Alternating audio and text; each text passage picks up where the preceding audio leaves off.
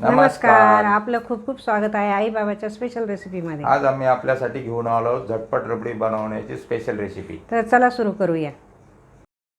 रबडी बनवण्यासाठी आपल्याला लागणार आहे 2 ग्लास दूध, थोडे काजू, चवीनुसार साखर आणि 2 चमचे गव्हाचं पीठ। अगोदर आपण मलाई असलेले 1 ग्लास दूध कढईमध्ये ओतणार आहोत।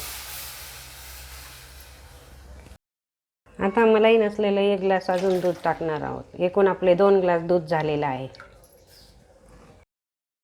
आता या दुधाला उकळी येईपर्यंत आपण सतत चमच्याने ढवळत राहणार आहोत। आपल्या दुधाला उकळी येईपर्यंत आपण आता या 2 चमचे घेतलेले गव्हाच्या पिठात पाणी टाकून त्याचं मिश्रण तयार करून घेणार आहोत। हे मिश्रण आपल्याला अतिशय पातळ करायचं आहे, त्यात गाठी होणार नाही याची खबरदारी घ्यायची आहे। हा सिक्रेट पदार्थ वापरून आपली रबडी दुकानासारखी घरच्या घरी तयार होईल यात शंका नाही। गव्हाचं पीठ वापरल्यामुळे आपली रबडी चांगलीच घट्ट होते। आपण टाकलेलं मलईचं दूध आणि साधं दूध टाकलेलं आहे, तेव्हा ते दूध आता चांगलं उकळल्यामुळे दोन्ही दूध आता चांगल्या प्रकारे घट्ट होत आहे, हे आपण पाहू शकता। गव्हाच्या पिठाचं मिश्रण आता आपण चांगल्या प्रकारे घोळून घेतलेलं आहे, त्यात गाठ राहणार नाही याची खबरदारी घ्यायची आहे।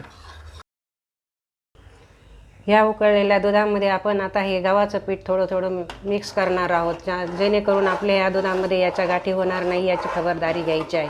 त्यासाठी आपल्याला हे सारखं हलवत राहावं लागणार आहे। आपण हे आता यात गव्हाच्या पिठाचं मिश्रण टाकलेलं आहे, आता ते आपण सारखं हलवत राहणार आहोत। आपण पाहू शकता आता याचा कलरही बदललेला आहे।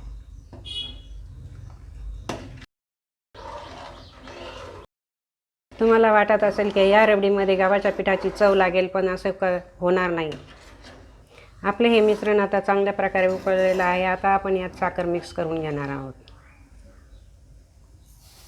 साखर ही आपल्याला थोडीच टाकायची आहे, कारण चवीनुसारच साखर टाकायची आहे। आपण यामध्ये 1 वाटी साखर टाकली आहे, तुम्ही तुमच्या आवडीप्रमाणे साखर टाकू शकता। आता या मिश्रणामध्ये आपण 1 चिमूटभर खाता सोडा टाकणार आहोत। खाता सोडा टाकल्यामुळे आपली ही रबडी रवेदार तयार होईल। तुम्ही पाहू शकता आपली ही रबडी किती सुंदर आणि घट्ट झालेली आहे। याचा कलरही खूप छान आलेला आहे।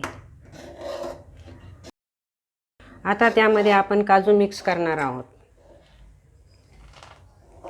यालाच काजू रबडी असे म्हणतात।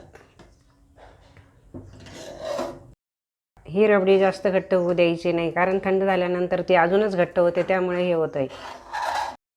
आता ही आपली रबडी तयार झालेली आहे। आता ती आपण गॅस बंद करून थंड होऊ देणार आहोत। थंड होण्यासाठी आपण ही रबडी एका भांड्यात काढून घेणार आहोत। या रबडीला सुंदर कलर आणि चव येण्यासाठी आपण थोडं केसर मिक्स करणार आहोत। आता ही रबडी थंड होऊ देणार आहोत। अचानक आपल्याकडे पाहुणे आले तर काय बनवावा हा प्रश्न पडतो, अशा वेळेस आपण ही रबडी ट्राय करू शकतो। आपली ही रबडी एकदम दुकानासारखी घट्ट बनलेली आहे, तेव्हा तुम्ही ही ट्राय करू शकता। आम्हाला विश्वास आहे रबडी बनवण्याची रेसिपी तुम्हाला नक्कीच आवडली असेल, तर लाईक करा, शेअर करा आणि आमच्या चॅनलला सबस्क्राईब करा। धन्यवाद।